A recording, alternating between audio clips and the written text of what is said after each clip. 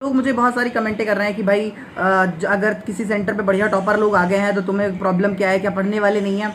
और इस चक्कर में ना बहुत सारी ऐसे नो रीनीट वाले स्टूडेंट्स को भी मेरा नंबर मिल गया है। तो रीनीट वाले तो सिर्फ मैसेज ही टाइप करके भेजते हैं, वो तो बढ़िया तरीके से गालियाँ रिकॉर्ड करके भेजते हैं, एकदम से लयबद्ध गालियाँ मुझे देते हैं। तो अच्छा एक बात बताओ, अगर हम सिलेक्शन करते हैं तो सिटी का सिलेक्शन कर सकते हैं ना कि सेंटर का। और जो सिटी सेंटर का सिलेक्शन होता है वो एक रैंडम प्रोसेस है, राइट। तो हमने एक डाटा एनालिसिस किया है सूरत का, गुजरात सूरत का अगर डाटा एनालिसिस करें तो वहाँ 20 सेंटर है सूरत में। तो 20 सेंटरों का रेंडमली सिलेक्शन हुआ होगा। किसी बच्चे ने अगर फॉर्म फिल किया तो रेंडमली सिलेक्शन हुआ होगा। मान लो 2 बच्चे बहुत उसके टॉपर है, फ्रेंडशिप है, साथ साथ में फॉर्म फिल किया, तो भी वो तो सेंटर सिलेक्शन एक रेंडम प्रोसेस है, राइट।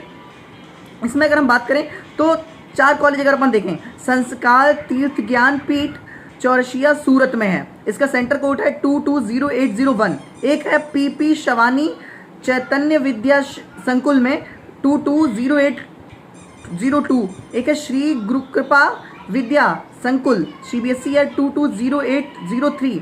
जेबी डायमंड कर्प इम्पैक्स विद्या संकुल में ये भी है 220804। ये 1 2 3 4 जिनमें लास्ट में डिजिट है, इनमें देखना टॉपर कितने आए हैं। एक में 5 है, एक में 7 है, एक में 5 है, एक में 3 है। टोटल टॉपर है 20। और अगर पूरे सूरत में टोटल सेंटर है 20, और 20 में अगर देखें तो 20 तो ये हो गया, राइट। और अगर देखें तो 1 2 3 4 5 6 7 टॉपर्स और हैं वहाँ पर, 7 टॉपर्स और हैं।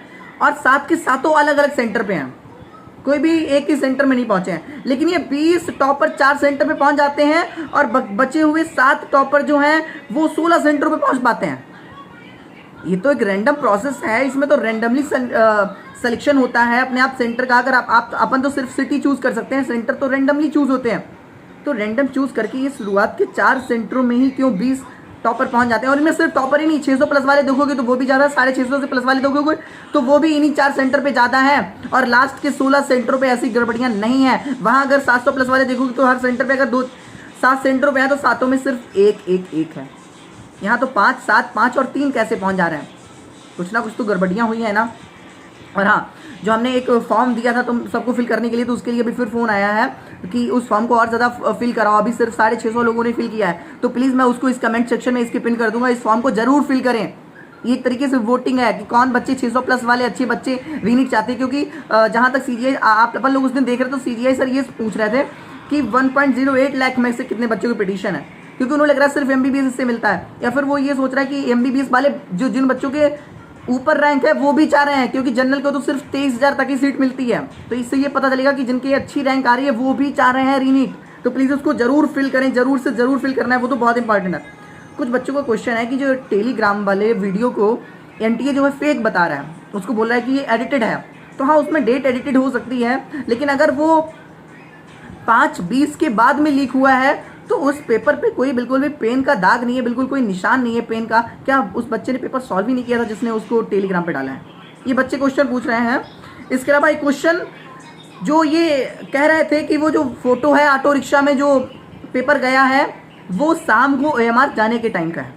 तो भाई मानना मजबूरी है, क्योंकि NT कहेगा भाई मानना पड़ेगा। लेकिन उस फोटो को अगर देखा जाए तो उस फोटो को लग नहीं रहा है कि वो शाम की फोटो है। उसमें साफ पूरा बहुत चटक धूप हो रखी है, अच्छी खासी धूप हो रखी है। अगर 5:20 पे OMR सबमिट होती है तो 5:30 तक तो हम लोग निकल पाते हैं वहाँ से, क्योंकि पहले 5:20 पे तो बेल बजती है, 5 मिनट तक OMR सबमिट होती है सभी रूम में। फिर OMR सबमिट होने के बाद एक एक बच्चे लाइन से निकाले जाते हैं। लगभग 5:30 तो आराम से 10 मिनट तो चलो 10 ही मानो, पहले 15-20 मिनट तक लग जाते हैं। 10 मिनट तो 5:30 हो गया, राइट। अगर 5:30 के बाद अगर हम देखें तो उसके बाद उन OMR को सभी OMR को एक साथ एक रूम में ले जाने में टाइम लगता होगा लगभग 6 बज जाते होंगे सारे OMR को सबमिट करने में। उसके बाद उनको बॉक्सेस में रखा गया है, तो बॉक्सेस में रखने में लगभग 6:30 तक बज गया होगा, 6:30 7 बजे तक उसको ऑटो में चढ़ाया गया होगा। तो वो फोटो अगर देखी जाए तो वो 7 या 6:30 बजे की बिल्कुल भी नहीं लग रही है, क्योंकि 7 बजे और 6:30 बजे शाम सी होने लगती है। और उस समय अगर जो फोटो दिख रही है ऑटो रिक्शा वाली, उसमें देखे तो चटक धूप दिख रही है वहाँ पे। तो ये क्वेश्चन है, बिल्कुल भी क्वेश्चन वैलिड क्वेश्चन है कि भाई क्यों ऐसा हो रहा है। और हाँ, बच्चे बहुत सारे वीडियो भेजते हैं कि भैया ये देख लो इसके अंदर भी बहुत डाटा है। तो यार बहुत कम टाइम होता है इस टाइम पे, तो प्लीज़ जो भी वीडियो भेजें उसके अंदर क्या है, क्या डिटेल दे रखी है, प्लीज़ वो ज़रूर मेंशन करें कि भाई ये इसके अंदर है, तो मैं उसकी ऑथेंटिसिटी चेक कर लूँगा। अगर कोई बहुत ज़्यादा, क्योंकि बहुत सारी ऐसी वीडियो भी आ जाती हैं जो अपन देख चुके हैं, जिसका डेटा मेरे पास पहले से ही है। तो अगर आप लिख देंगे तो उस वीडियो को देखने में उतना टाइम वेस्ट नहीं होगा। कुछ बच्चे बोल रहे हैं कि ये लोग बोल रहे हैं 5 मई को पेपर बीच हुआ, लेकिन अनुराग यादव ने अपनी रिपोर्ट में मतलब जो FIR हुई है उसमें खुद कबूला है कि 4 मई की रात को पेपर हटाया गया है। तो फिर 5 मई को अगर पेपर लीक हुआ है तो 4 मई की रात को उसको क्या दूसरा पेपर हटाया गया था? वो तो बोला सेम पेपर, वही पेपर जो वहाँ हटाया गया था रात में 4 को, वही सुबह हमें 5 को शाम को मिलता है 2 बजे। तो कहीं ना कहीं तो कुछ तो गड़बड़ियाँ हैं। हाँ, आज मैंने क्या किया, बहुत सारे वीडियो कमेंट पढ़े, मोस्ट ऑफ वीडियो भी देखने का ट्राई किया, वो भी डेटा मैंने बनाया है, लेकिन उसको नहीं बताएंगे क्या क्या डेटा बनाया है।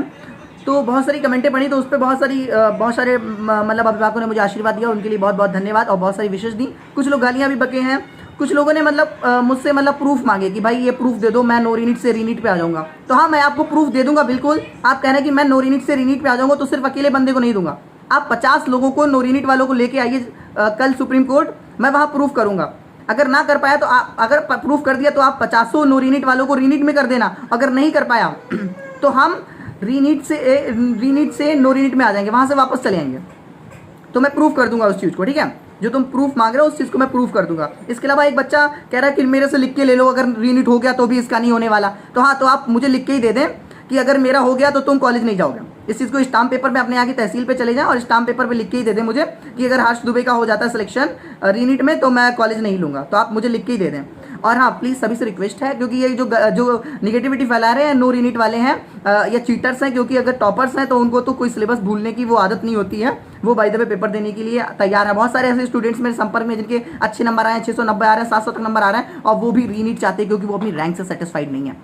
ये वही लोग हैं जो अपनी रैंक से सेटिस्फाइड हो रहे हैं। इतने 620 वाले 680 वाले बच्चे की रैंक 620 वाले नंबर कितनी आ रही है, फिर भी सेटिस्फाइड हो रहे हैं। तो कहीं ना कहीं कुछ ना कुछ तो गड़बड़ियाँ हैं।